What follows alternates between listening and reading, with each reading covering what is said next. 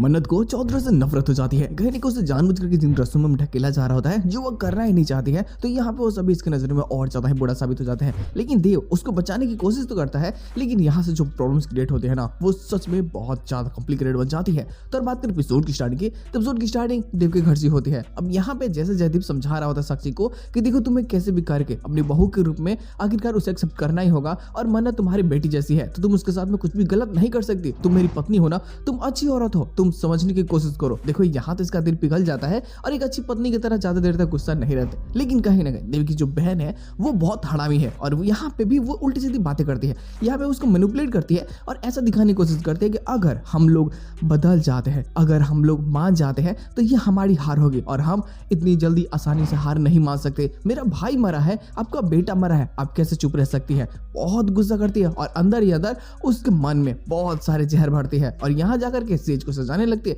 कि सुहागरात मनाना है, क्योंकि इससे पता है कि मन्नत कभी भी देव के साथ में संबंध नहीं बनाएगी, फिर कह लो कि कभी भी अपने रिश्तों को आगे नहीं बढ़ाएगी। तो जिस कारण ये उसे तकलीफ देने के लिए ये सारी प्लानिंग बनाती है। खैर देखो, ये जैसे सुहागरात वाली बातें मन्नत के पास में पहुंचती है, अन्नू जब जाकर के बुलाती है तो इस चीज को जानने के बाद में वो और ज्यादा ही डर जाते हैं। लेकिन देव भी परेशान होता है, देव के पास में भी ये बातें जाती है। अन्नू जाती है, जब सारी बातें बताते हैं उससे, तो वहाँ तो चौधरी मतलब जो हेड भाई वो सभी लोग सुनते हैं, और यहाँ जयदीप जब इस चीज को सुनता है ना तो उसे बहुत बुरा लगता है। वो जल्द से ही अंदर आता है और इसे समझाना चाहता है साक्षी को कि ये जो तुम कर रही हो ये बहुत गलत है, ऐसा मत करो, ऐसा करके कोई फायदा नहीं है। लेकिन जो ये प्लानिंग बनाए होते हैं ना, जिसमें ये दोनों ही शामिल होते हैं, जहाँ देव की बहन वहीं इसकी माँ भी, तो वो लोग इस रस्म को सपोर्ट करते हैं और वो लोग इसको भी फोर्स करने लगते हैं। लेकिन जब ये अपना रौद्र रूप दिखाता है, पूरा तोड़ फोड़ करने के मूड में आ जाता है कि जल्दी से उठा करके इन सभी चीजों को बाहर फेंक दो, नहीं तो मैं तुम लोगों को कभी नहीं छोड़ूंगा, तो समझ जाओ कि वहाँ काफी लोग डर जाते हैं। खैर यहाँ पे फिर से एक बार हार हो जाती है देव की बहन की, और वो अंदर ही अंदर खूनस खा रही होते। उसे बस कैसे भी करके इस घर का कंट्रोल अपने हाथ में लेना है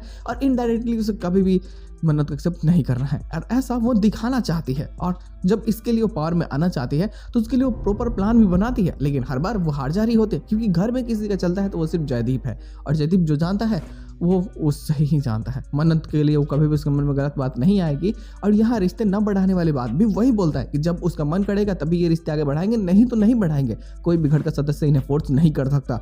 मैं मन्नत के साथ हूँ, मन्नत मेरी बेटी है, और कभी भी जो वादे दिए थे पहले इसने, तो इस चीज़ के लिए वो अभी कभी भी सपोर्ट में खड़ा हो सकता है, और ये बातें साबित हो जाती है।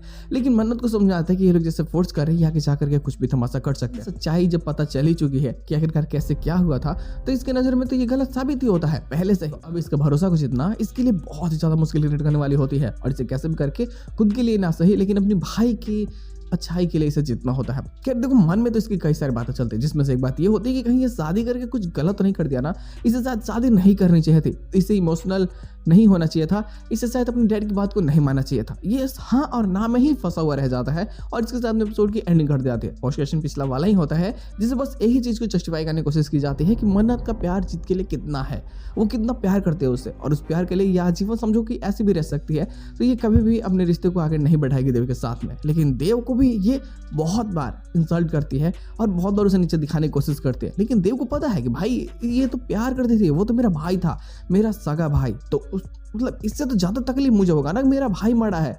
तो इस चीज के कारण वो बताना चाहता है कि तुम ही दर्द में नहीं हो, या फिर तुम ही वो नहीं हो जो दर्द को महसूस कर पा रही हो, मैं भी हूँ। मैं अपने भाई से बहुत ज्यादा प्यार करता हूँ, और मैं उसे हमेशा मिस करता हूँ, तुमसे कहीं ज्यादा, क्योंकि हम बचपन से साथ हैं। तुम तो कुछ साल पहले मिली थी, और तुम्हें इतना प्यार है, तो सोचो मैं तो उसका भाई हूँ, मुझे कितना प्यार है। तो बस अपने प्यार की ही जीत अपने साबित करने के चक्कर में ये सभी लोग तमाशा करेंगे, और ये तमाशा ही इतना मजेदार होगा ना, जो देखने में मजा देगा, जो काफी कॉम्प्लिकेटेड और काफी बेहतरीन होने वाले हैं। तो गुड बवाल तो होगा।